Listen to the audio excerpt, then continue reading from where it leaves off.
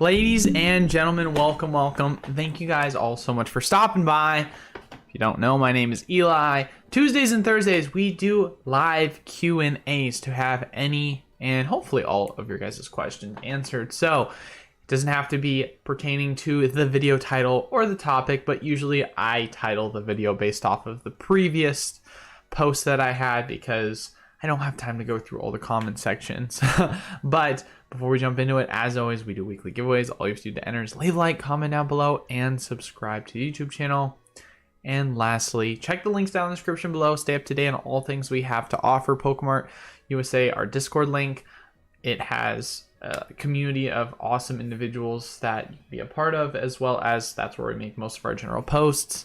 But besides that, Patreon, if there's ever any spots available, highly recommend you check it out, as we constantly are getting new opportunities that you could be presented with if you are a part of it. But now, jumping into the video, let's give a couple of shout outs to people that are here so far. Poke Collector Jay, what's up, my guy? Mikkel, Tom, Ripper C, Catch 'em All TCG, Daddy Zard, Senpai, SDC, Pika Pika, DJ, Amando, Hermit, and that looks like it. Sweet. Well, thank you guys all so much for being here. So a little bit, so I'm probably going to have to cut the stream slightly short, probably half an hour short, I want to say. I have a doctor's appointment at 3, and they said I have to be there half an hour early. So I'm going to probably end the stream at 2 instead of 2:30, but we'll still get an hour and a half in. But yeah, any chance we'll get some access to 151 through your distro? Oh, 100%. Well, okay, so for those of you guys that are in the program, I have some news. This is not 100% confirmed yet. Not 100% confirmed yet. But I might have our numbers from one of our distros, and it's our biggest distro, and that number is looking like around 400 booster boxes is what it looks like we're going to be getting. So which is fantastic. That is fantastic, because we still have another 2 distributors. I'm hoping those other 2 distributors will get us up to 1,000 booster boxes, which at that point that's just great news, right? I'm in the process of trying to determine how we're going to be splitting that up in terms of allocations, but based on what I'm seeing, I mean, it's just good. It's just good. We'll just go with that. So I'm pretty stoked about that. So 151, when that set comes around, if we keep the spend up the way we're going with that, with 151, it would not surprise me if we got that number up to 800 booster boxes by 151, which might sound crazy to say, but if we get to that point, then it's almost like we can guarantee that everyone's going to get like at least a case or more, which is fantastic. Like, I'm excited to see where we're going with that in terms of supply. So, and my rep told me, he was like, hey man, I can get you around 400 boxes is kind of what the expectation is. They're at an event right now, and so he said he was trapped with his boss for a while, and so he was like, all right, I want to make sure we can get them this amount of product available for the new set release. And he's like, honestly, this is a great number, considering that this is a short printed set. At least he's informed me, and he said it time and time again that at the company that they've discussed that it's a short printed set. So I'm stoked about it. I'm definitely stoked about it. But Discord gang, baby, do you think that the Vaporeon, Jolteon, Flareon box will be close to 200 per in the next 3 to 5? Obviously, I can't really make, I'm not one to, have an exact prediction on that. I'm not one to have an exact prediction on that, because it's 3 to 5s, but I mean, if you're saying it's probably already in the 70s to 80s right now, man, that would be $200 in 3 to 5. I'm thinking more closer to 150, but I could be wrong. They went up about $90 pretty quick before they started showing back up in Walmart. I mean, yeah, exactly. So 3 to 5 going from 90 to 150. That seems a lot. Seems like it's reasonable. How much Evolving Skies should I hold? I have 3 booster boxes, 30 ETBs, and 216 sleeved boosters. Ooh. I mean, dude, it's Evolving Skies. And at this point, we've had 0 information about the Football Pete, who said there was going to be some news in May, right? Obviously, the quote-unquote reprint information that I heard a while ago ended up coming to fruition as just a tiny Astral and Brilliant reprint. And then outside of that, I haven't heard anything else. So at this point, I mean, hold it all, man. Hold it all. I ain't mad at it. I would wait until if there's any reprint confirmed news and just then you can start fire selling it. But other than that, you're chill. No, I'm not. Well, I don't know. So I obviously had an injury that I got from volleyball a while ago. And because of that injury, it caused me to not exercise for quite a bit, and I got really consumed with work and just wasn't doing any sort of physical activity, and my dietary habits were terrible. And by dietary habits, I mean I wasn't like I was eating bad, like I was just eating once a day at 7 o'clock at night. So my body was just like, all right, I'm gonna eat 3 meals at once. And so I was putting on in a large amount of weight, right? And because of that, I gained about 50 pounds in the span of like 6 months. So I was gaining weight fast, and because of that, I developed GERD, which has caused me, I'm already someone that who like struggles with getting good sleep. So GERD had something that, you know, made it difficult for me to handle. And I was taking an over-the-counter medication that I purchased online by recommendation, and it was supposed to kick in after 2 weeks, and I took it for slightly more than 2 weeks straight, and it didn't really do anything for me. So I got to make sure 100% confirm that it's GERD, and so I'm going to go into the doctors and check it out. So we'll kind of see, man. Hopefully. I mean, I've been currently on a fast for the past 4 days, so I'm going to be on day 5 as of tomorrow. My parents partnered with like this place called Prolong. They do like a fasting kit type deal that's apparently supposed to be really good for you. So I've been doing that to try to reset myself in terms of creating a better gut flora and healthier ecosystem. So I want to get back into shape now that my groin is like at this point almost 100% healed, if not 100% healed. So yeah, I'm just trying to reset myself, because it's come with some fun health issues, which is crazy. Because like when you look at me, you're like, you're not overweight. Like if you saw pictures of me when I weighed 180 versus 230, you're like, you look different obviously, but it's not like I'm big, right? I'm almost 6'2", so it's like, yeah, I carry it. So I don't know. It's interesting how, regardless, just my natural weight compared to where I am now, how much health issues it causes. So I'm just trying to make sure everything's in place. What's up, Team Rockets Hideout? How we doing? Trinell says, I'm ready for when Obsidian pre-orders go up. Oh yeah, baby. Oh my goodness gracious. Yeah, it's gonna be crazy. I mean, so when those go up, I'm gonna order thousands. I'm gonna try and see if we can get, I mean, obviously the goal will be 800 booster boxes, but like, I'm gonna shoot for more. I'm gonna shoot for more for sure.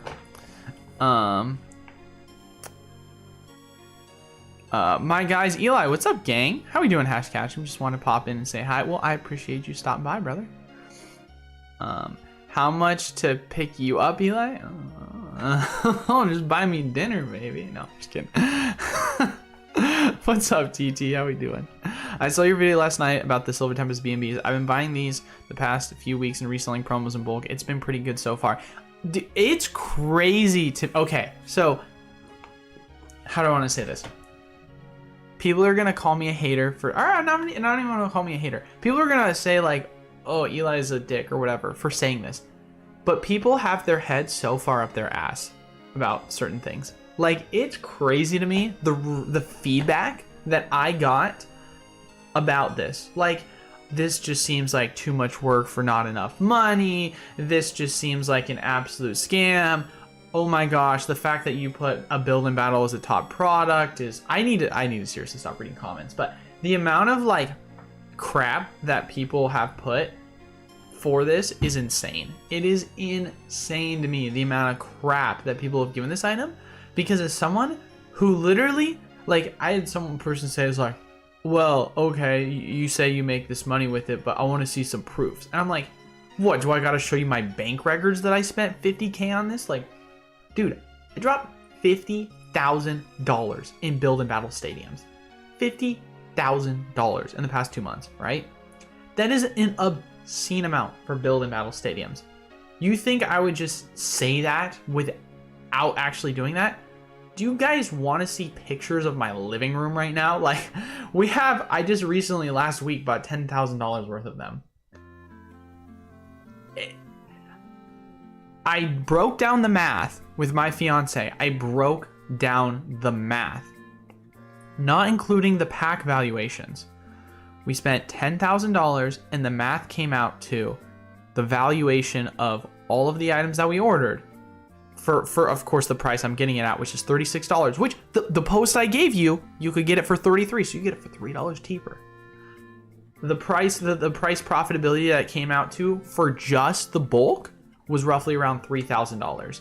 So that's 30% in overall profits when you just consider the fact of the bulk. If you were to sell the packs at cost, which would be like $3.10. But right now, Silver Tempest, it's going for $4 a pack. You go on TCG Player, dude, it's crazy. You can sell them for $4. You can get more than that. You can get more than that, right? So it blows my mind. I'm over here like, bro, and these items inside the Kirlias right now are extremely competitively viable, like extremely competitively viable, and that's why they're going for so much and they get sold so fast. So it's not like you're just sitting on this product, like they sell fast.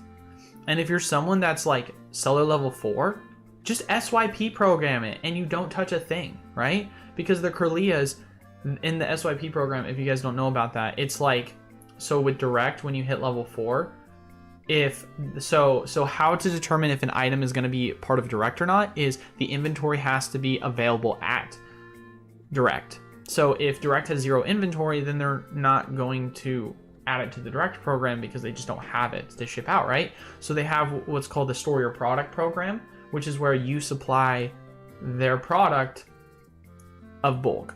And so what you can do is you can preemptively just pull an SYP sheet, see what they have, which, oh my god, shocker, it's all the Kirlias because none of them are on direct, and then you just ship it off to them and then they sell it all for you. It takes like maybe an hour to compile the list if you're talking about maxing each one out, because there's a 500 card max. But it's like, dude, unless you're dropping like 20k, you're not going to hit that many Kirlias.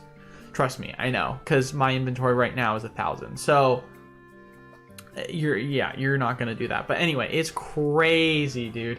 It's crazy how much people blow this out of proportion. But obviously, if you're not a level 4 seller, then you don't have access to that. But so what? Just I don't know, man. You can still envelope it and ship it. It's not that much effort. But I don't know. Maybe, what do I know? I guess I've got a system in place now where it feels like it's not a lot of effort because I've calculated the numbers. I've run the numbers. I've done the math. Because it's just crazy. But anyway, I digress with that. Your top 4 favorite sets from Sword and Shield era. Ooh, my top 4 favorite sets from Sword and Shield era. That is a toughie, dude. It's a toughie. So Evolving Skies obviously is a good one. I still have yet to open a single Crown Zenith pack, by the way, guys. I still have yet to do that. I'm gonna need to figure my crap out with that, guys. What the frick is wrong with me? Evolving Skies, Chilling Rain is definitely up there. That's a fantastic set. Absolutely love Chilling Rain. Huge. I honestly do enjoy Lost Origin. Take the pull rates out of it, I do enjoy Lost Origin. And then, I mean, I haven't opened Crown Zenith, so I think it would be a disservice for me to say it's one of my favorites because I haven't even opened it. It just looks like a phenomenal set, right? Because I can read the cards that are in it. I know what cards are in it. So I will take that out of the mix. I would add it in otherwise, but if we take that one out of the mix, and we put in another one, man, can I just say top 3 and not top 4? Freak it, I'll say Crown Zenith, because I mean, I guess Celebrations, but like Celebrations was a cool set, but if I'm being completely honest, it was more so a cool set from a sealed perspective than it was from an opening perspective, because I didn't really care to open it that much. I opened like 2 or 3 elite trainer boxes and then was done, because I was like, all right, I'm just getting the same freaking repeated cards, like that's it. Even if you don't want to sell boosters, you're looking at under $2 a pack with selling the promos in bulk. And that's kind of the point that I guess I was making with that, is it's very little work. Like, people make it seem like it's a lot more work than it actually is, but it's honestly like not. Like, if you spend, depending upon how much you buy, a couple of hours breaking it down, like a couple hours of your time, dude, you can do this while watching a movie. If you're like, hey man, I want to watch some old Star Wars, like, let me just sit down and break some build-up battles while I watch the original trilogy. Like, okay, you got it all cataloged, sorted, and uploaded. Like, it's not hard. It's not hard. But anyway, I digress. Been buying the Charizard Lances box at Walmart and breaking them apart. Real good success. Just like the... Dude, shout out to you on that one, John. If you still got access to them, it's insane. Shipped them to me, Eli. I'll store them safe. Yeah, right. Book Collector's got his own SIP program. Forget the IRS, the average person trying to audit Eli's Pokemon spend. Well, I mean, it's not like I mean, here's the deal, man. My Pokemon spend is quite simple. I have a credit card. My credit card has a high limit. I then put up orders for that product that is on Distro's site.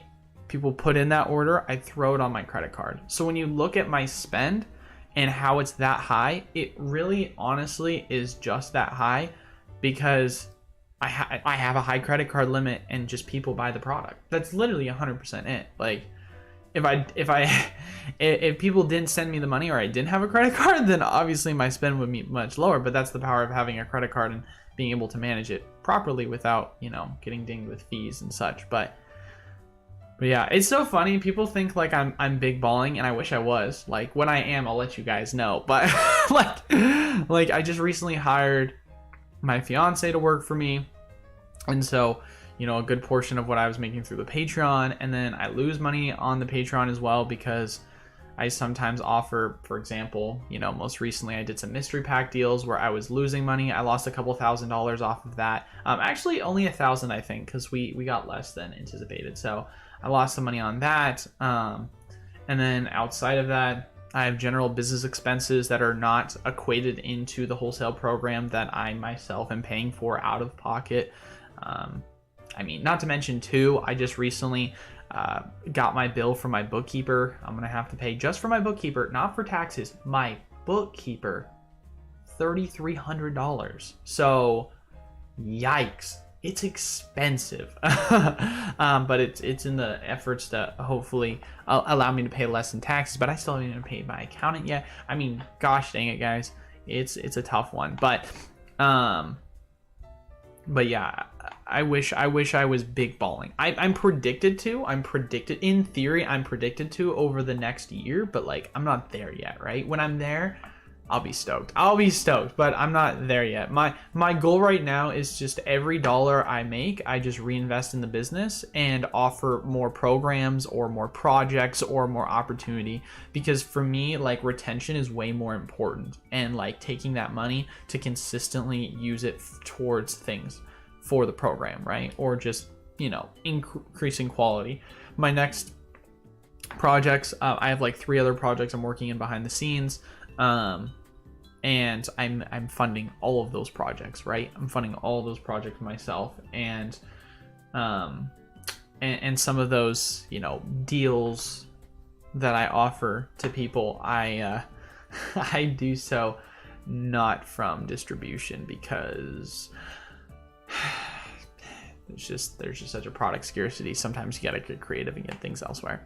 The Lugia artwork alone stands out. The build and battle will make people want it down the line. Look at the Evolving Skies one, sick artwork. I think it's a good hold. That at $40. I don't know if I would say from a holding perspective if it's gonna do well from an artwork perspective, because I mean, the Lugia artwork is literally just the same as more or less the booster box artwork. It's basically the same thing. I just like the contents. I'm new to TCG player life. Is it feasible, hard work enough to get a distributor in the future, even for a guy like me with no brick and mortar? Nope, basically impossible at this point. And I'm not saying that to discourage you, but I was literally on the phone today with a guy who was talking to me about how he's like trying to get a distributor, and they're literally like, hey, we won't accept you unless you have a brick and mortar. And you have to spend like so much money to get a brick and mortar. So much money to get a brick and mortar. So my store that we opened up in Oregon, $100,000 were our initial funding, and we still needed more money.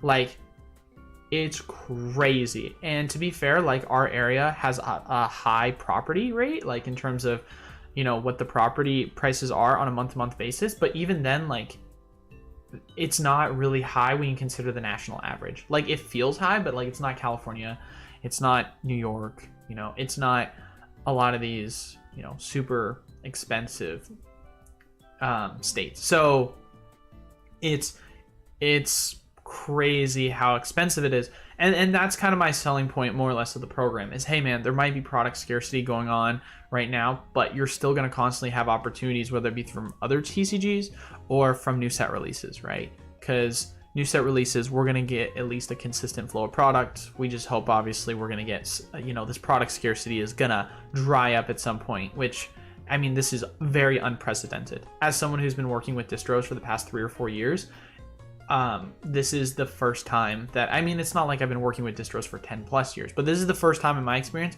where we've had a real supply shortage that's lasted this long. Like, I remember we had a supply shortage which lasted like a couple of months, and we thought that was long. This has been over 1.5 years now of like supply shortages, and we're like, what the frick is going on, right? So this is definitely unprecedented. So we'll see what happens. But in terms of just getting a distributor, though, I think there's only one distributor that I know of that accepted online retailers, and I talked to them most recently, and they said that they closed it up because they care about only brick and mortars at this point now, because the demand for distribution is so high. So it's extremely expensive to get access to them at this point, and it's extremely competitive to get in as well. You have to have some credentials to be able to get in, right? Like, some distributors, I was only able to take them on because I had history with other distros, and I could, you know, back up my spend as well as use my YouTube channel as a point of, you know, proof.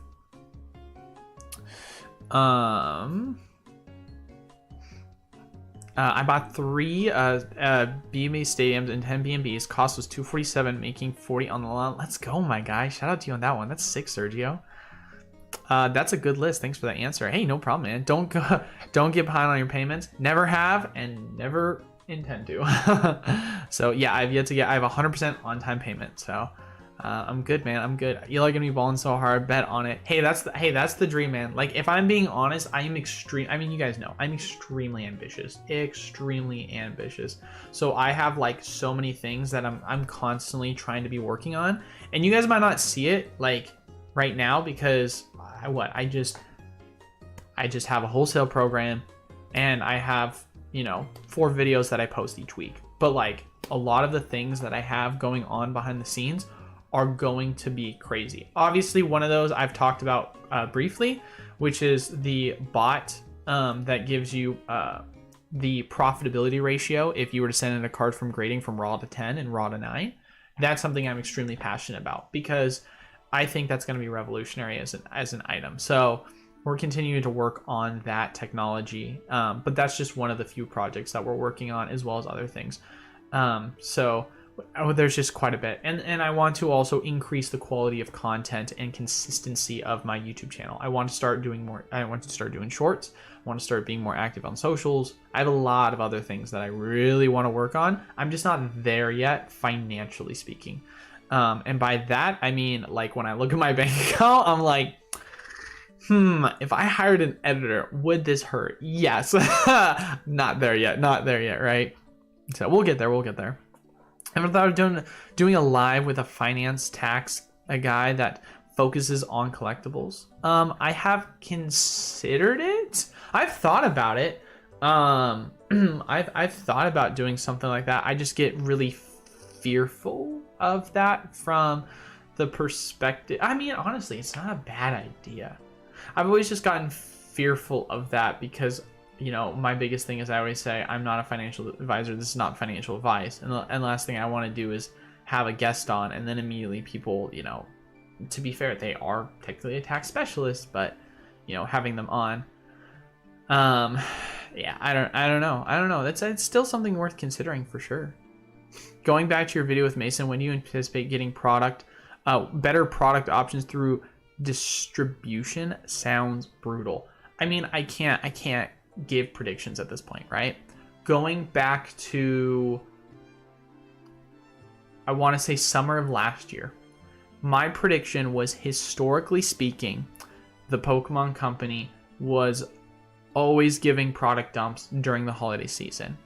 And because they changed the rotational date, I predicted that that was going to be delayed by a couple of months until after the new set came out. That was my general prediction. However, the new set at this point has been out for over a month. So in terms of my prediction on when the more product was going to come out, that was about a month ago. So I've already lost the prediction point, right? So here you go. Everyone can crap on me if they want, but going back to my old videos, I basically said, okay, I'll break it down. Over the summer, I said, hey guys, look at the history of the Pokemon Company. They've always done it during winter time or the holiday seasons where we see a large amount of product dumps, right?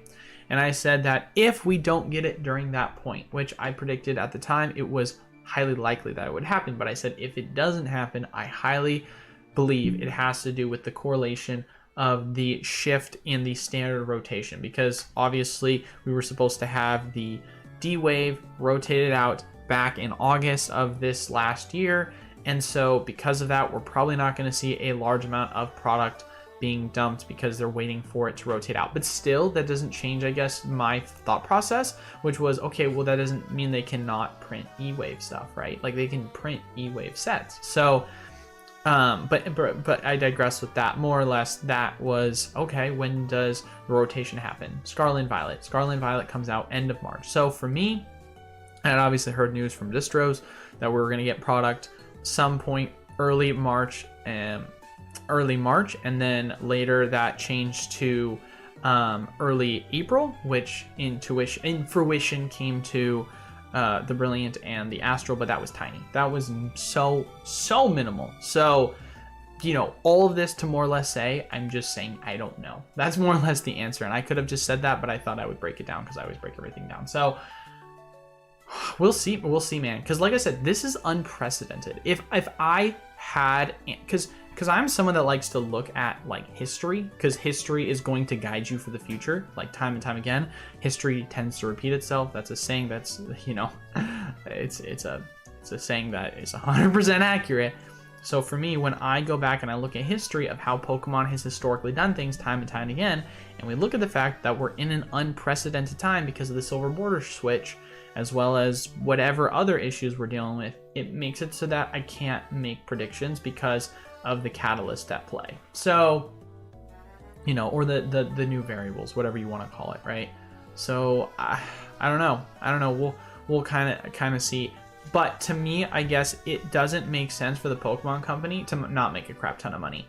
Like, what? The Pokemon Company is going to short print things because they don't like making money? Like, come on, guys. The Pokemon Company, there's something going on that's preventing them from dropping product, because it's not like they aren't wanting to make a crap ton of money. Like, what? Are you kidding me? The Pokemon Company, of course the Pokemon Company wants to make money. That's their whole thing, is like, they're a business. Why would they scale back if the demand is there, right? Maybe they're adjusting for the MSRP increase and they're just doing the numbers to see how accurate it is. I mean, there's so many different theories, but we don't need to dissect it. But it just doesn't make sense when you have a record year to then follow that up by a massive dip in sales because you're not supplying the product. Some shops had Lost Origin build-em battles for cheap. Yeah, man, those are also a good one. Lost Origin, they've got the Gengar and the Comfey. Those are each going for $2.50 a piece. Solid. Machamp and the Finneon, I think, are going for $1 a piece plus, so it's a good average. I've been buying Lost Origin and cases of CZ premium figures. Nice, that's a good one. Yeah, no, dude, I solid, dude, solid. Obviously, price point matters, but what's up, Jonah? Good to see you, brother. Thanks for stopping by. What's up, Jason, as well? Good to see you, my man. Would you pick up Fusion ETBs at 18 each? I feel like you're trolling, but if you're serious, yes. But you're probably getting scammed if you can pick them up at 18 a piece, because wholesale for those is 25 bucks. So if you're getting them for 18, that is like well below wholesale. So make sure that you're not getting skamazed. What product in particular is short on supply? Everything, everything, everything, and everything. So Pokemon, in terms of depending upon the distributor, the items that are not in short supply are build and battles, stadiums, trainer toolkits, and that's it. Maybe some V boxes here and there, but even then, that depends on distributors, right? Because I've got one distributor, they are sold out of everything, like absolutely every item completely sold out of, right? I've got another distributor who sold out of Silver Tempest Build and Battle Stadiums, because I bought them out of all of them. Funny. And they're out of Build and they're just out of anything Silver Tempest. I just freaking just absolutely bought them out as much as I could. And then I've got another distributor that's also completely out of it because I bought them out of all their Silver Tempest. I really buy a lot. Distros, they're probably like, thanks for building all buying all their stadiums. But yeah, so there's a lot of places that are out of stadiums. But trainer toolkits, oh my gosh, that's on like 3 out of 4 of my distributors that I have. So that is kind of the situation. And honestly, I'm in the thought process now of wondering if it's worth getting more distributors. I know that the other distributors that we don't have, I've heard they charge higher prices for boosters, but I'm like, if we can get access to product outside of boosters, like more build and battle stadiums or whatever other ancillary product they could have, I mean, it's worth a shot to at least try, right? Try and get that spending continue to going up. But yeah, that's kind of it, man. It's just shortages for everything. It's just everything's a shortage. I mean, I'm talking, if I go look, I can look at my allocations list right now and I can try and see what's available on the allocation sheet. So our biggest distributor that we usually order from, I mean, gosh, dude, they're sitting on like maybe 4 or 5 pages of product, which to them, they usually have like 9+. And the product, it's not like crazy. A part of me almost wants them to just I just want to see them run out. Like I want to see it all just be just non-existent. Like there's literally nothing. Just so the Pokemon company has to do some form of addressing with product. Well, I don't know, maybe that's bad for me from a business perspective, but I don't know. I just want the Pokemon company to freaking do something about it already. So, but what do I know, right? What do I know with that? But make sure, guys, make sure to leave a like and comment down below and subscribe. How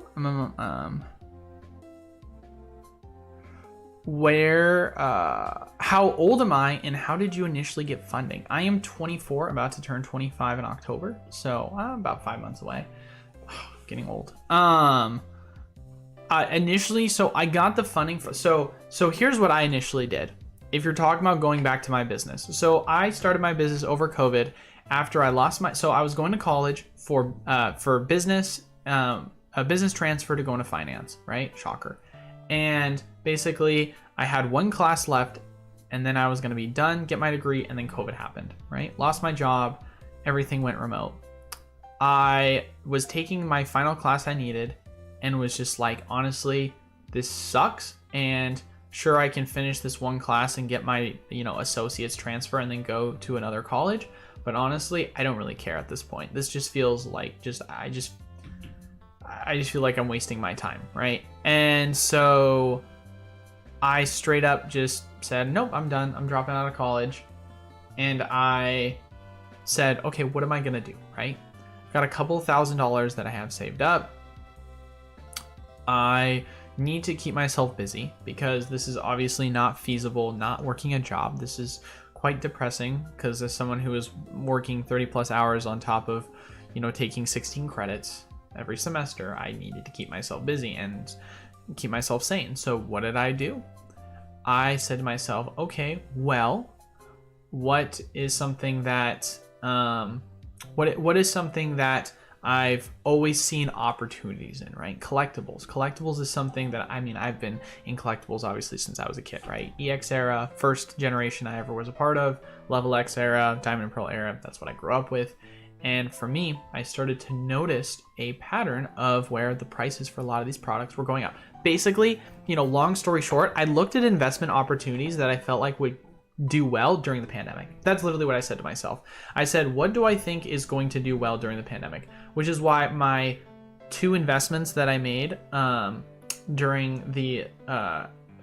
COVID was I invested in Disney and I invested in Boeing, which Boeing I ended up doubling up on my money, and then Disney I made like 50% return, I think is how much it was. And that was because with Disney, my rationale was, okay, well, Disney prices are crashing because they're closing the parks, and obviously most things are crashing. And in my mind, I'm like, okay, well, they're about to start rolling out some series with Disney Plus, so that's going to be predominantly good during COVID. And then eventually when the parks open again, it's going to go back up in value, if not more, right? And then with Boeing, I knew there was going to be an initial bailout. And so for myself, when you see the price go from $500 to $80, then I'm like, bro, if I just pick that up at $100, which was the price point I got in at, and then sold at 220-ish, I think is what I sold at. I'm like, that's just a freaking no-brainer, right?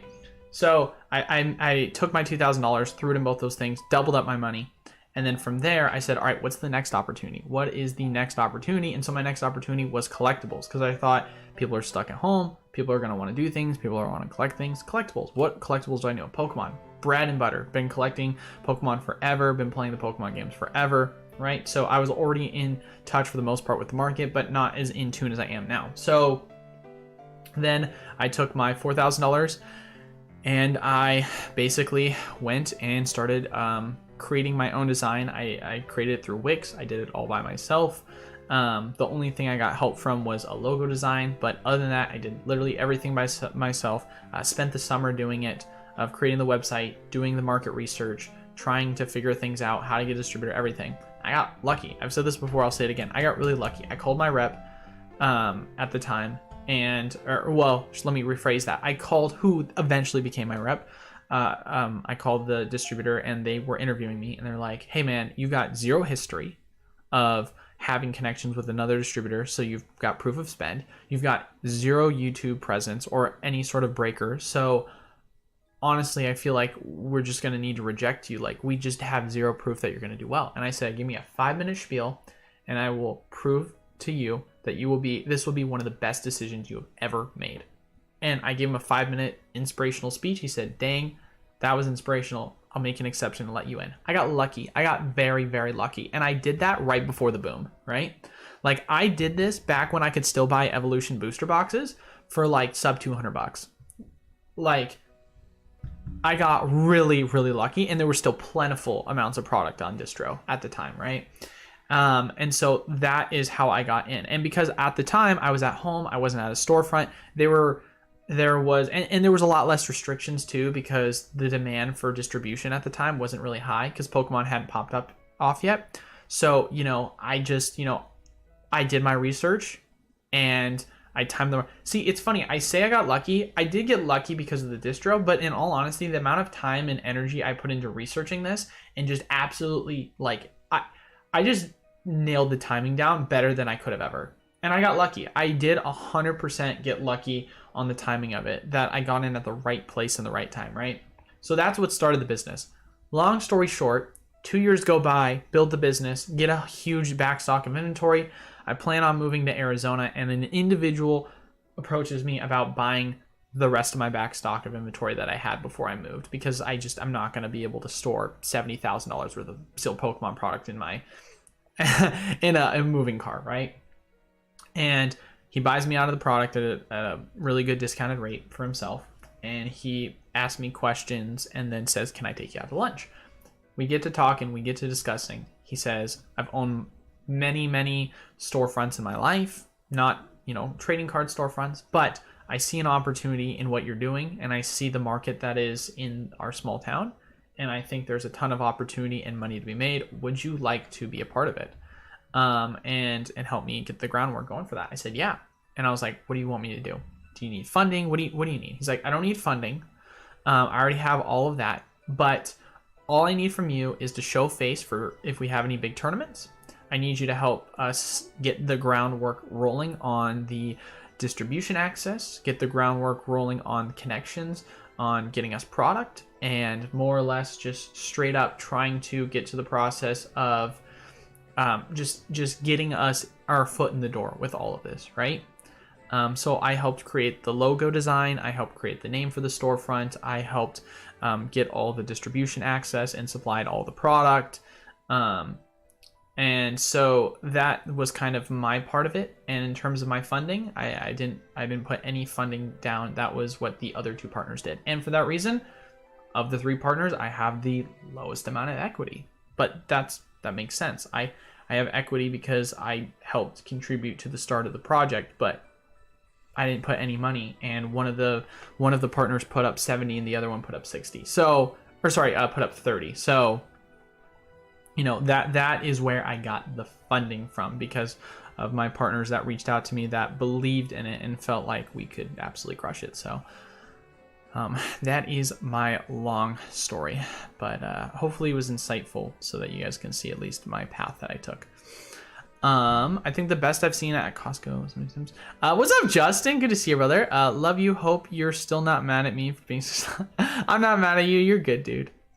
Sometimes you just make posts and you'll be like, why are you lying, Eli? I'm like, what am I lying about? Why you say mean things? Like, if you question something I say, definitely please call me out for it. But I'm never lying. I swear to you, I do not I'm human, like everyone lies at times, but you get my point. Like, if there's something that I'm wrong about, I will 1000% omit to it, because if I'm wrong, it's not that I'm lying and I know the truth. It's that I'm wrong and I don't know the truth of what's going on, and then I correct myself. So please, that's all I say to that.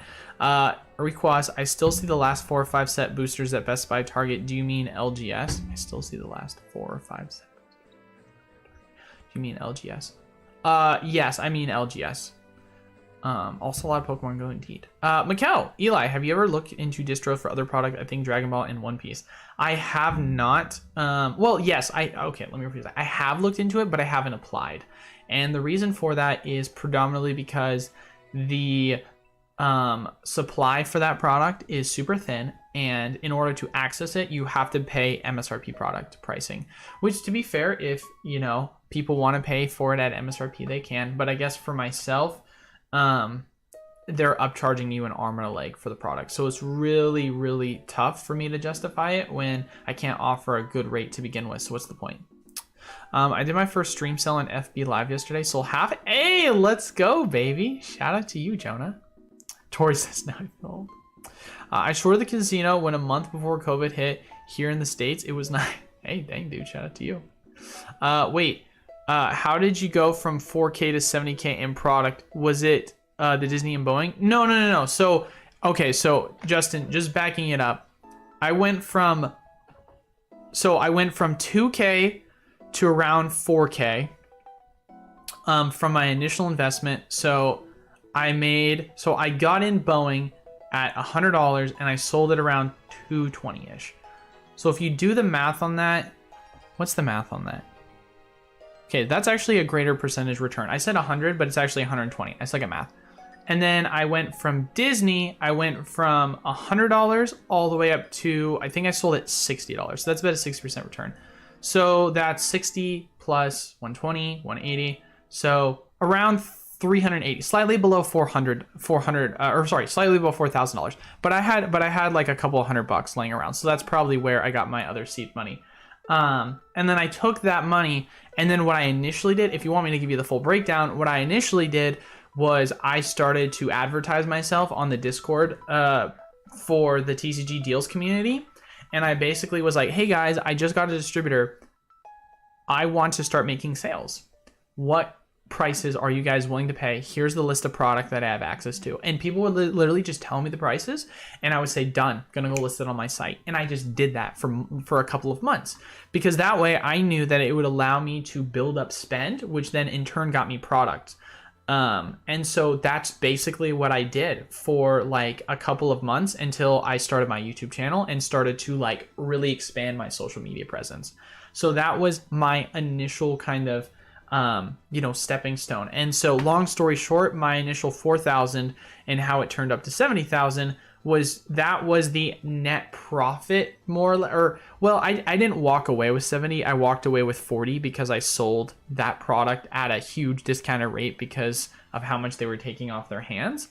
But that was the more or less profits that were being pulled over the past year of accumulation of sealed product.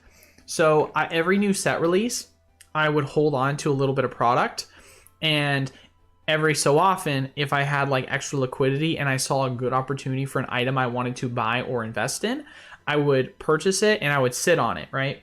So a perfect example, I bought an absolute crap ton of Celebrations product, specifically the Pokemon Center exclusive ETBs.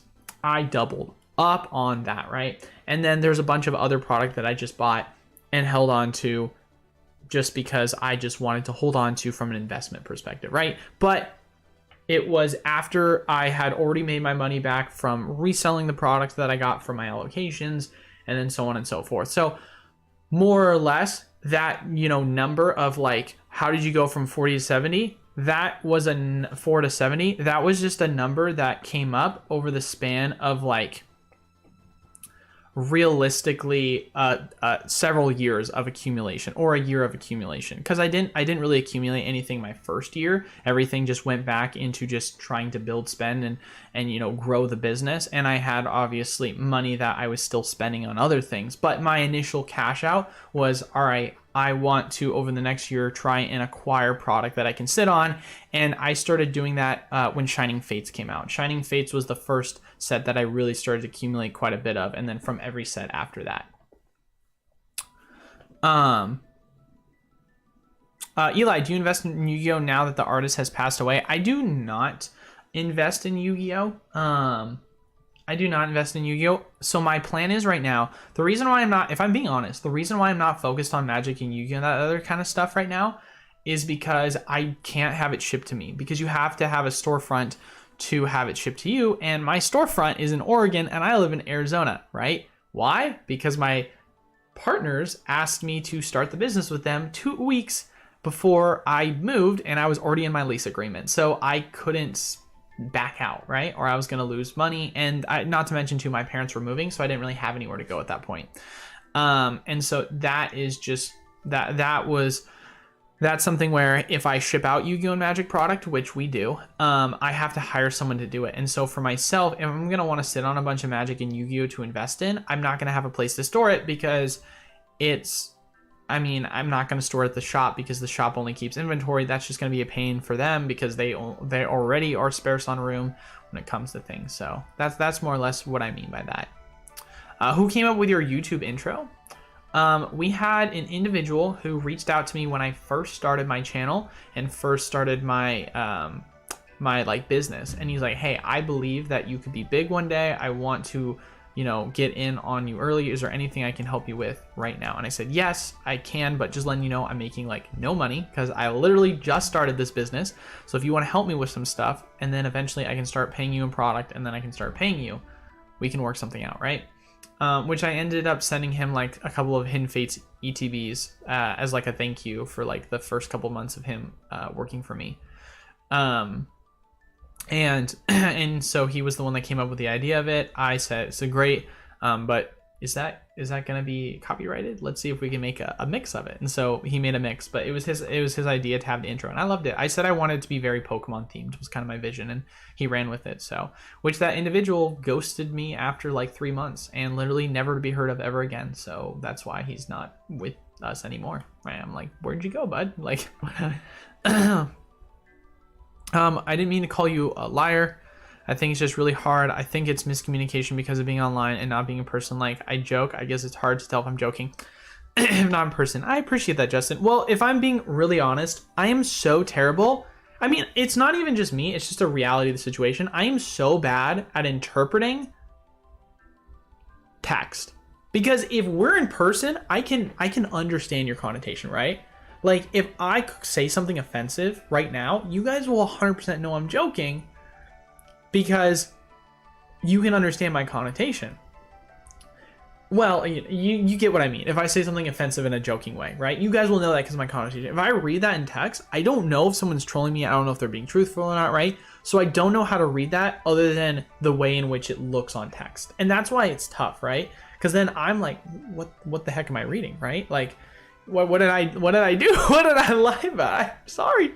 Tell me, what did I do? So I you're all good, man. I totally get it. Trust me. I was having a communication with someone not too long ago about one of the projects we're working on, and the miscommunication was horrendous. And I was like, dude, we need to get on a phone call. We got to figure something out. This is not working out.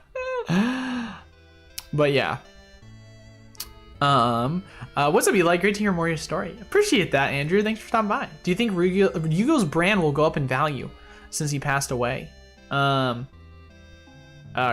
still produces their product without him since I don't know, man. It's hard for me to say because I'm not into Yu-Gi-Oh that much, like I said before. So it's really tough for me to give my opinion on that. I would like to believe it's going to do well. It's still going to do well. It's been around for a while, but I can tell you that our storefront that we have, 90 or so we have, our sales are comprised of like 40% Pokemon and 50% Magic, and then the other 10% is just miscellaneous. So Yu-Gi-Oh is not a part of that big pie, and we had a Yu-Gi-Oh night that we had to cancel because no one came to it. And that's not to say that our one store is representative of the market, because that's, I've seen other stores that have had really positive Yu-Gi-Oh nights. But for me, I look at Magic and Pokemon as the big two, and then, quote unquote big three, add Yu-Gi-Oh into that. But to be quite honest with you, other than my personal anecdotal experience, I can't give a positive outlook because I just don't know it that well. And so I would refrain from taking any of my personal opinion of that. I just don't feel like it would be good advice to give that. However, I long term would like to be able to get a prop up storefront location in Arizona that I can more or less just ship product to, so that I can start to be more in the know of Magic and Yu-Gi-Oh, because then I can have a place to store it and not have to, carry it all in a suitcase when I come back from my trip from Oregon back up to Arizona. Don says, awesome job, Eli. What would be the very best advice to someone who is starting out?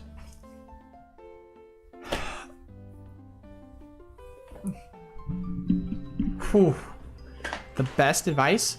I mean, honestly, I have this initial gut answer, but I don't know if it's an answer people are gonna like because it's super vague. My initial answer is get creative. My initial answer is get creative, because everyone immediately says, I want to go get a distributor and I want to go get product at wholesale. If we're being 100% honest with ourselves, guys, even before the boom, right? When it comes to access for booster boxes, ETBs and such at wholesale prices, sure, you can make money in it, right? There's money to be made. But at the end of the day, the margins are not phenomenal. It's not like sure, we like to look at Evolving Skies and we like to look at the holding value because the holding value's there, right? But in terms of back in the day, I remember Vivid Voltage, right?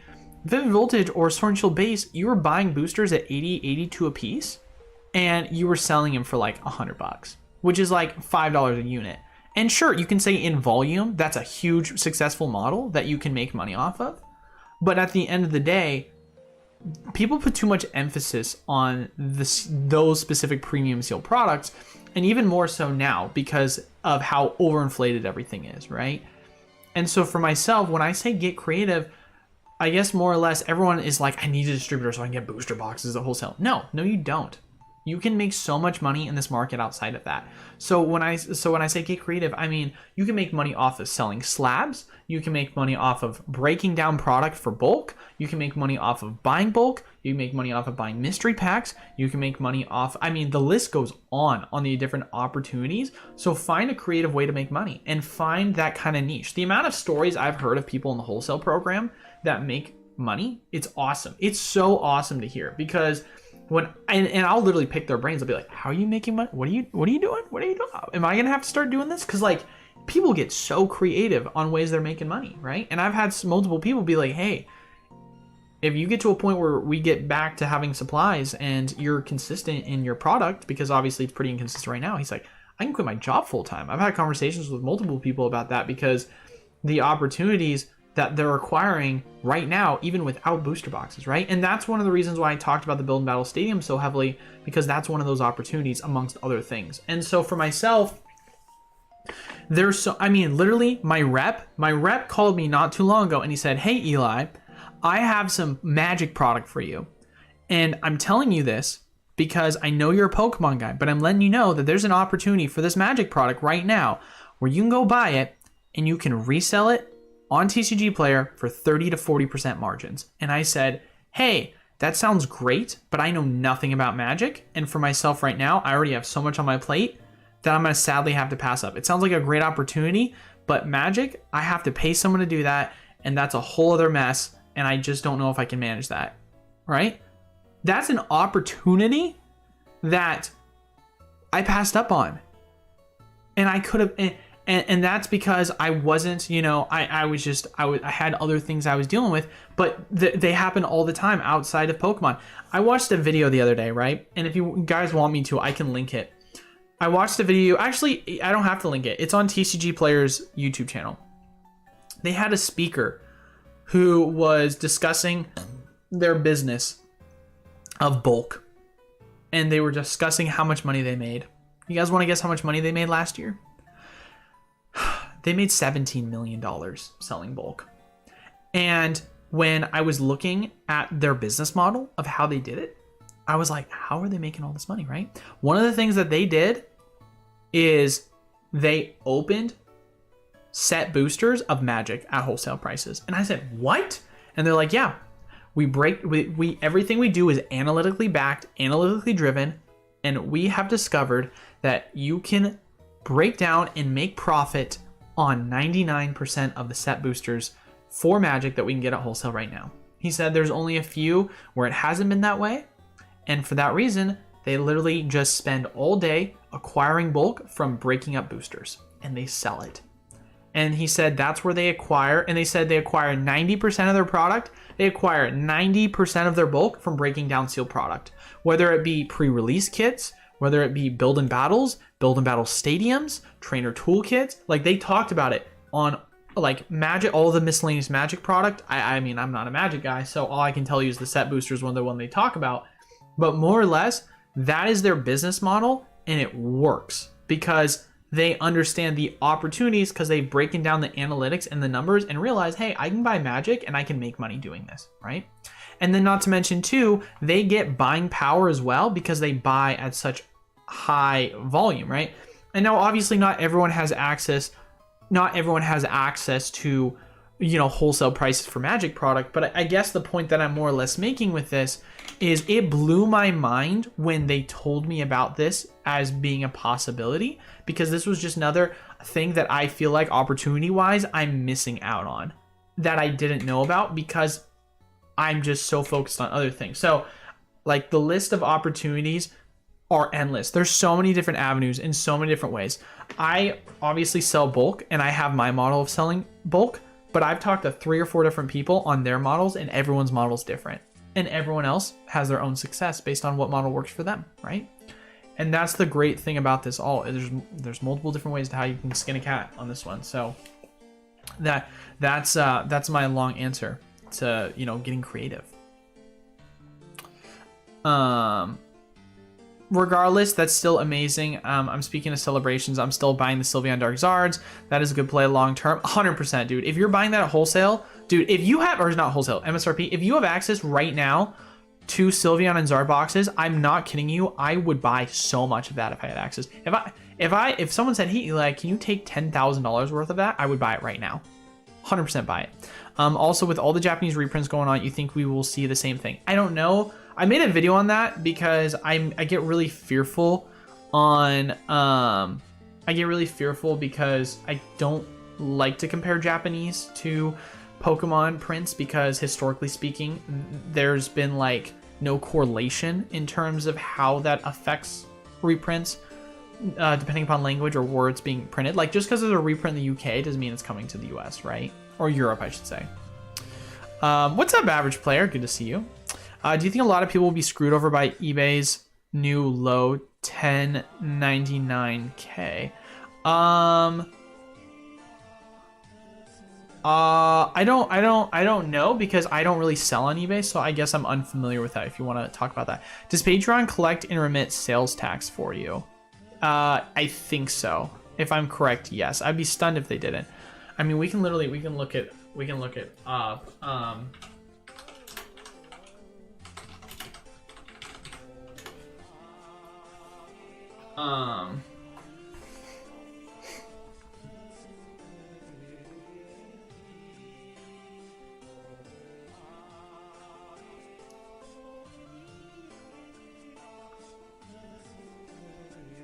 Yep. It says Patreon is required by law to add sales tax to some pledges made by Patreon. Tax law in many countries has evolved.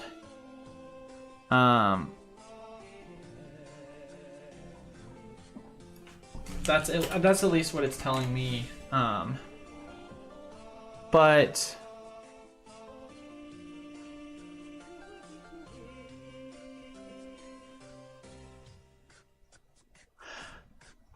yeah, that's what it's telling me. So I mean, I guess people in the Patreon will have to let me know. But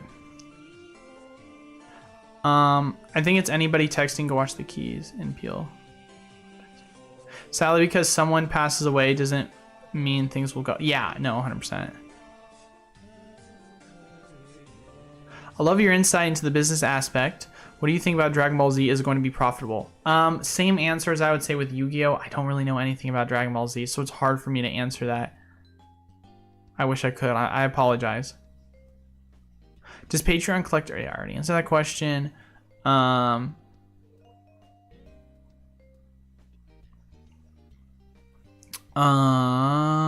am I? Thanks. I started out buying product for my collection, then moved to eBay to buy older product. I have about 3 to 4K in investments now, past 3 months, and another K on that connection. Mostly older boosters, XY, Sun and Moon, 7. Hey, dude, shout out to you on that one. That's awesome, Don. That's good to hear, man. But yeah, I wish I could give you guys like a golden recipe, but I can't. Like, it's just like there isn't a golden recipe. I guess what I just say is that I look at the market and I look at what everyone's sleeping on, and that's where I make my most money. Like, because there's so many things that people are sleeping on and are so ignorant of, and then it ends up being this huge opportunity later down the line, and then I'm seen as this genius, when in reality I'm not a genius. I just don't follow what the herd is following, right? Like, the amount of people that said I was crazy for the Crown Zenith Pokemon Center ETB, like, you don't know what you're talking about, Pokemon Center ETBs don't do well, comparing it to the Pogo one is crazy. Like, I don't know. It's just interesting to see. The sentiment is always the same with everything, right?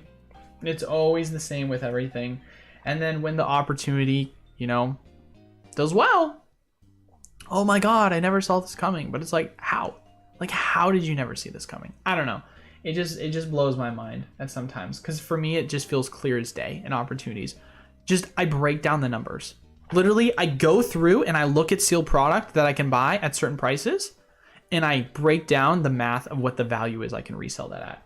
And you can do that even without having a distributor. Just go to any sort of deals page, whether it be on Reddit, whether it be our Discord, whether it be on another Discord, break down all of the active available products from each verified distributor, or not distributor, retailer that is trusted and is selling product, and look at the list of what they're offering and at what prices. and just say to yourself, what's the math on this? And hell man, if you realize that store is selling them for cheap, and I guarantee you that store, as long as they're not like a big box retailer, you can more than likely negotiate if you buy multiple of that item. I've had multiple people do that for me. I've done that with multiple different stores before. Everything's negotiable just because it's fried out. And just, hey, and guess what? If they don't want to negotiate you, that's fine. Take your business elsewhere. And if they have a good enough of a price where you want to, get in at that price, but you want to see if you can still negotiate to get a cheaper price, then by all means, negotiate. Doesn't work out, you still buy it. You just might not get, an even insane, like there's so many different, ways by picking it up at storefronts. Heck man, I remember when Game Nerds was doing a special where they were doing a 2-pack blister. It included 1 Darkness Ablaze and 1 Sword and Shield base. And they were selling it for $3.60 a piece. Do the math, that's $1.80 a pack. I bought so many of that, and this was before I had a distributor. This was back in the day before I had a distributor. I bought so many of that product. Like, it was insane. It was crazy. So,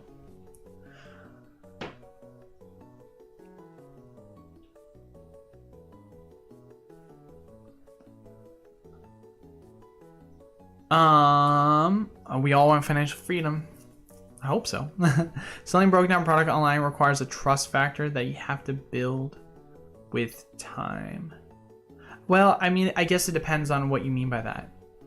Wow, I've seen a few LGS mention this as a model.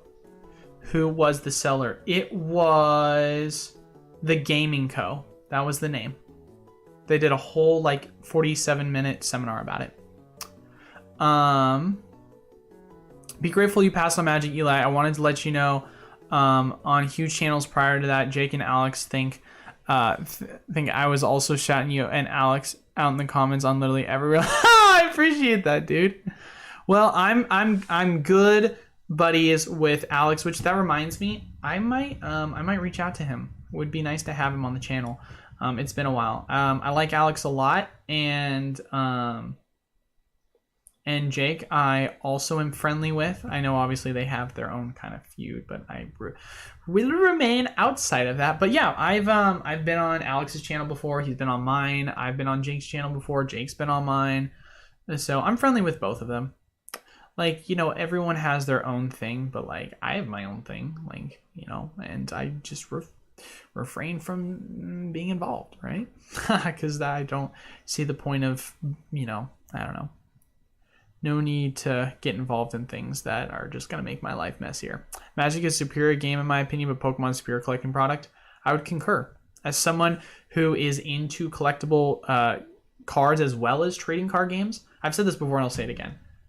Hearthstone was a game that I was extremely into, and that was more or less of a Blizzard spinoff of Magic in its own variation. And that was a game I played at an extremely high level. And so for myself, it's something that I've found an appreciation for the competitive games with a really good infrastructure built around it. And when I look at Pokemon, I'm like, it's a fun game to play. But yeah, the infrastructure of the game itself is just it's, Don, thank you so much for the $5, dude. I greatly appreciate it. Thank you so much. It's always nice to get a super chat. Thank you so much. Seriously, man, it means a lot. I've been collecting, selling, whatever you want to call it, sealed since 2009 and more actively since 2011. I'm from Europe, by the way. I can't find ways to get wholesale. I just buy retail. Dang, that sucks, dude. I wish I could give you some advice because, it's a completely different market over there. I mean, I know a lot of people that are outside the U.S. that buy in the U.S. because of how much cheaper everything is over here compared to Europe. Dude, it was crazy. We always talk about how expensive our it's always funny. Hindsight's 2020, grass is always green on the other side. I was doing some research, right? Because my fiance and I, right, one of the things we were looking into was we wanted to have a destination wedding, and she's like, "Oh, what if we went to Europe, right?" So I went down a rabbit hole, and long story short, started looking at housing prices. And I remember I was looking into, I wonder how much it would be to have a house in Germany. And obviously I can't afford it, but you know how it is. It's fun to home shop or whatever. it is ridiculous to me how expensive homes are in Germany. And I was looking up as to why they're so expensive. And apparently there's a culture within Germany where your home you acquire is passed on from generation to generation. And it's almost looked down upon to sell your home. And what's wild to me about that is because of that, and because of the overall just way in which their economic system is set up, housing prices are like insane. Like we're talking 6,000 euros per square kilometer. Like, oh my God, it is insane how expensive. Like that's California prices, right? And now obviously that's probably not for, I'm probably speaking super broadly. So, take everything I'm saying with a grain of salt. But it's just so crazy to me because we always like look at things in the US and we're constantly like complaining about everything's so expensive. But like in the grand scheme of things, if you look at prices for Pokemon product in other countries, wow, that's so much more expensive. It is so much more expensive. So I'm like, yeah, dude, most of the guys that I work with that are outside the US that are like in Europe or Australia or that's mainly it. That's mainly the two continents that I work with. They're all like, yeah, we just buy everything from the US because it's so much cheaper. And we only have in Europe specifically one big distributor, and they barely ever a product. I'm 19 and making money consistently in Pokemon. You can too. Amen to that, average player. I keep hearing you mention the Wholesale program. Did I miss something? Oh, well, the Wholesale program is just a program that I created. So we have 100 members right now. So it's completely full. But I want to say about we have. So I've done the math now on over the past 3 months since we added the. So over the past 3 months, we've consistently had 2 people leave the program.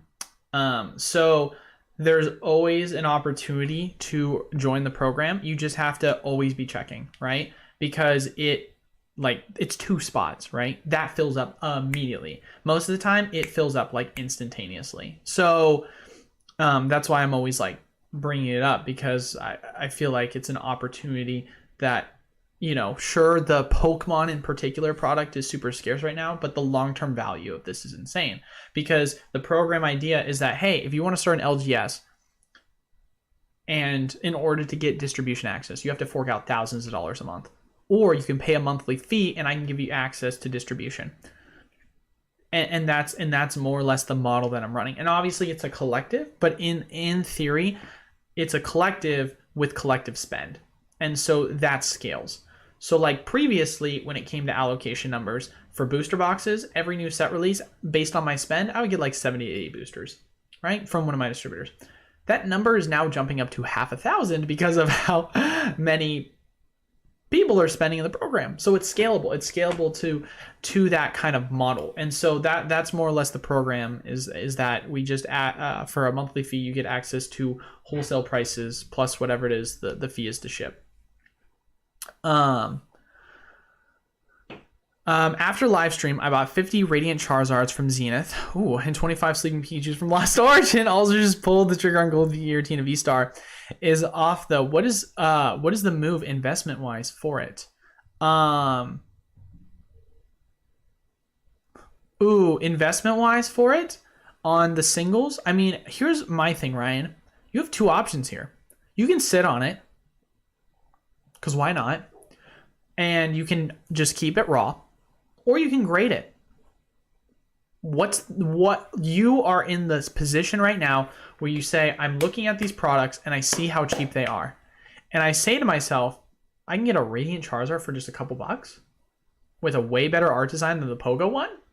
Okay, the raw goes up in value. Fantastic. You just made money. The PSA one goes up in value. Fantastic. I send mine in for grading. It's a win-win situation when I look at it in that position from a long-term approach. So you just do whatever makes the most mathematical sense. That's just what I recommend. Just look at it. Just literally let the numbers speak for you.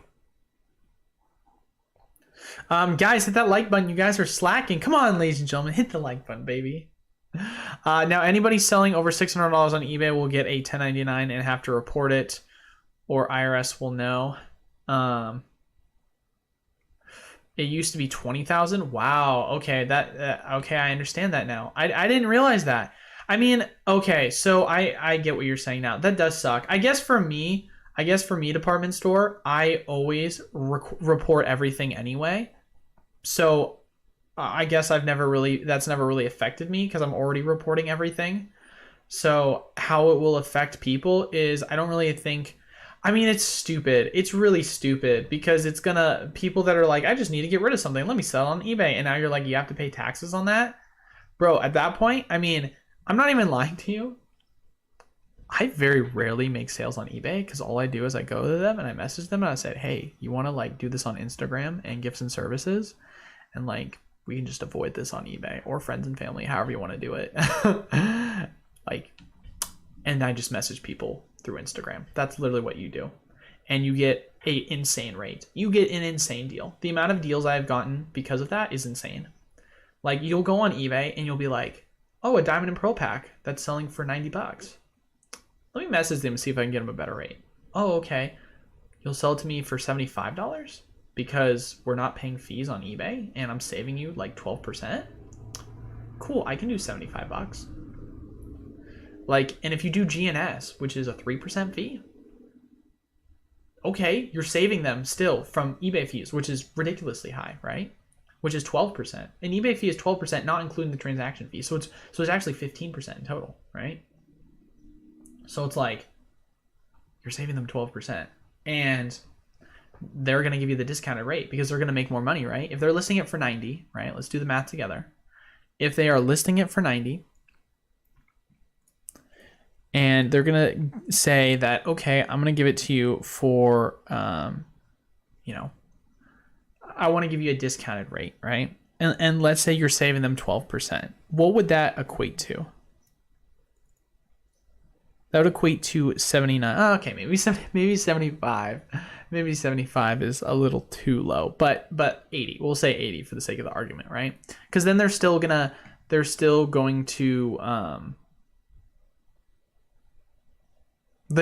going to make that 3%. So closer to 80. I exaggerated a little bit. I apologize. But yeah, closer to 80. So that's still a good deal though. That's still like a 10% discount, right? But yeah, that's kind of what I do all the time. And I mean, sometimes it's more, right? But in this example I'm using, obviously, Dragon Ball Z is hella profitable. DBS as well. Is Charizard UPC one of your top picks? Everyone is sleeping on the Charizard UPC. Yes, it is one of my top picks. I love the UPC. I said this before. I'll say it again. I'm here for it. True, but is a movement to repeal it back. I hope so. Also, there's been movements to defund the IRS because, or not to just not give as much funding to the IRS. Like, it's so silly. It's so silly. My parents have been audited twice in the past decade, which that might not seem like a lot. That's a lot to get audited twice randomly, right? Like, yeah, it's crazy, dude. It's crazy. I mean, 600 is ridiculous. But you want to hear something that is going to sound extremely political, which I don't like to get political, but here's the honest to God truth of the situation. When it comes to the tax man, you always hear that it's always going to be that the top 1% are going to be the ones that pay all the taxes, and it's complete BS. It's complete BS because the reason why is because all of the tax, if you look at the funding of where all the money is going for taxpayer funded programs like the IRS, what is it that the IRS is predominantly auditing? It's middle-class individuals and middle-class business owners. Why?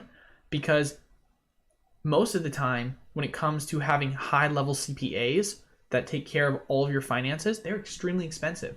Guess who can afford them? The top 1%.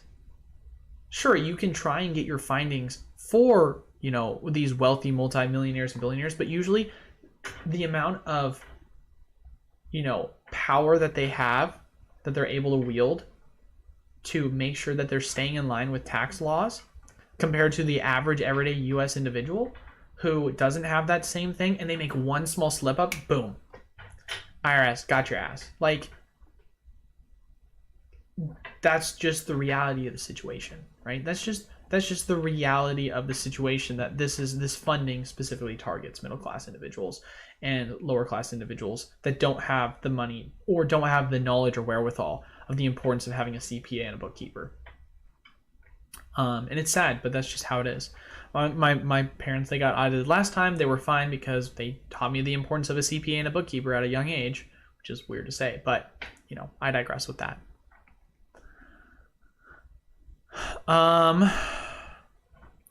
People sleeping on single packs in the 2022 trainer toolkits. So I used to be for the 2020 trainer toolkits. Oh, they do have a good pack selection. I just think they're pretty expensive, right? I'll have to do the math again. People always say it's crazy until they see it work, right? But that's the problem is they will say it's crazy and then they'll see it work and then they'll say it's too much work. That's the problem. People sleeping on, already answer that. What's a bigger gamble, speculative flips or ripping sealed? Oh, dude. Well, it depends. If you're saying ripping sealed, are you saying sealed packs? Are you saying sealed product? Are you saying speculating flips? Because from a percentage perspective, speculating flips, of course, is way more risky, right? Because with speculating flips, you're holding on to an item and you're hoping, and literally the word you just gave there is speculating flips. If I'm ripping sealed product, right, like a trainer toolkit or a build and battle, and I already have the numbers in front of me, then I already know I'm going to make money because I have the numbers in front of me, right?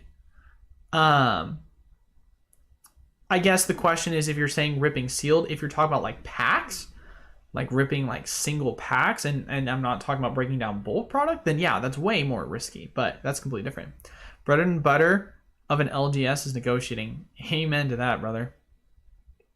So I guess it comes down to what you mean by when you say ripping sealed, right? Because if you're saying ripping sealed single packs, then yeah, no, never. For Pokemon, that is a losing model, like 10 out of 10 times. Like very rarely is ripping sealed gonna make you money, and most of the time, if it is, it's because of vintage product that you can weigh out the.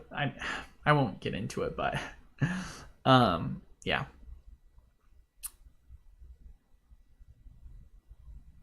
Trainer toolkits are good investments. Buy a case for less than $150, sell bulk, sell pack, and open for one for yourself. Well, the trainer toolkits used to be my huge favorite investment, but since they've rotated out the D-Wave, now the scoop up nets and the capture energies are worthless, and so I'm just waiting for the 2023 ones to see what's going to be the next scoop ups and capture energy price wise. At least you control your entry point when speculating in a flip. How's everyone doing, Michael says. I always get multiples, one to open and the rest to sell and sit on. Oh, Hearthstone is so good. Spent so much dust on that. Dude, Hearthstone, it was a great game for a long time. I haven't played in a while. I've hit Legend a lot. I've hit Legend quite a bit of times. My highest rank was 12. Legend 12. I used to play against a lot of the professionals, so I played quite religiously. Yeah, I like both Alex and Jake a lot. Jake hooked me up with amazing deals when I've met him, and I talk to Alex often. He's a friend for sure. Nice. Reminds me of the Marvel cards. You're very welcome. The advice is much more worth. Yeah, of course. You need American distros. Well, can you give me some advice buying wholesale? Because I'm a state away from you. Well, I already gave the advice that I could give, which is good luck finding a wholesale distributor. Obviously, if you can get in the wholesale program to whatever I have available, then that's obviously always a good opportunity. But outside of that, it's negotiating with game stores, whether it be online or in person. Those are usually your three best options for getting wholesale product. Or every so often you'll see sales on eBay or like Craigslist or Facebook where people are just trying to get rid of their product and they're just trying to flash sell it, and they just need to get rid of it ASAP and move it as much as they can. So you can scoop up some good product for a discounted rate if you buy a ton. But that has a lot more commitment to it, obviously, because you have to pick it up in volume.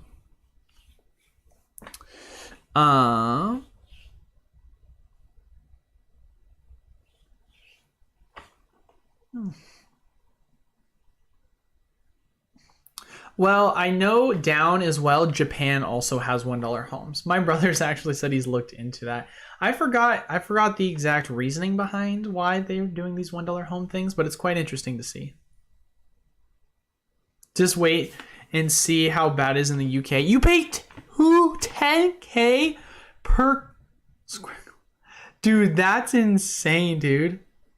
That's insane. I'm over here like, God, dude.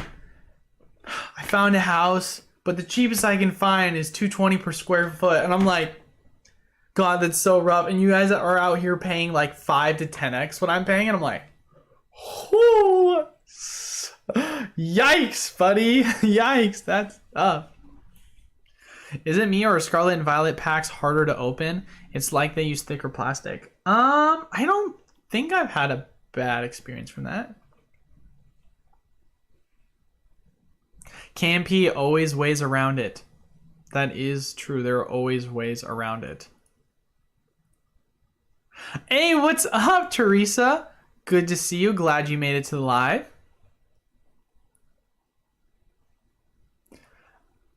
Oh, guys, I'm running short on time. I'm gonna try and wrap up the questions, and then I'm gonna have to head out because I've got a doctor's appointment and I can't be late.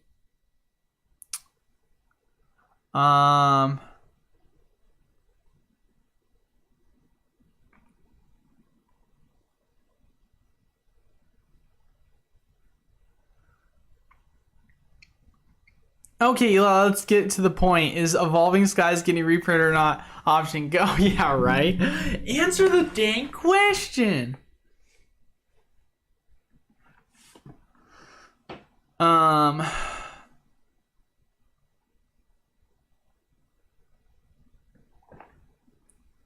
Sleepy Pikachu from Lost Origin. It's the character rare Pikachu in Lost Origin. What's up, Necro? Good to see you, brother.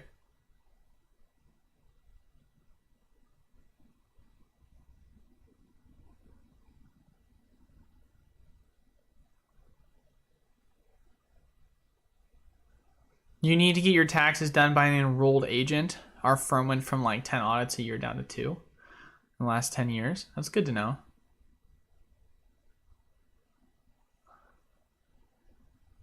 I just got back from a 1-month break. My first dab with some of the best cons. Oh, okay. Well, I'm passing out from that. Enrolled agent is better than a CPA, slightly biased. Oh, shocker.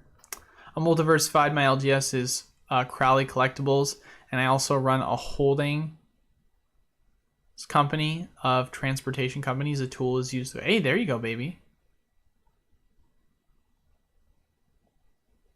Walmart is pretty loaded with celebrations, right? But is that online? Does Walmart have it online anymore? Because they didn't. They only had it. So they had it online for a little bit, but now it's in person only, to my knowledge.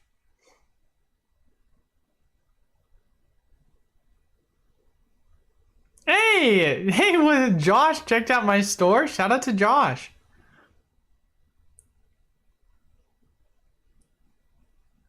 Yeah, everything I've responded to, Isaiah, has been in the chat.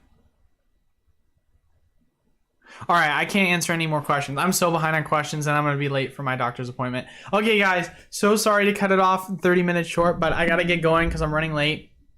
But I want to thank you guys all so much for stopping by. I appreciate all the love and support. Potentially here soon, I might have an exciting announcement. We might be doing a vintage break, and we're going to be offering a massive, well, at least in my eyes, discounted rate for the price of this vintage break of some Diamond and Pearl era products. So stay tuned for that. Hopefully I should have some news relatively soon here. But want to thank you guys once again all so much for watching. Make sure to leave a like, comment down below, and subscribe to the YouTube channel. Hit that like button if you enjoyed the content. But yeah, outside of that, that is all. Thank you all so much for watching. Until then, I will see you all on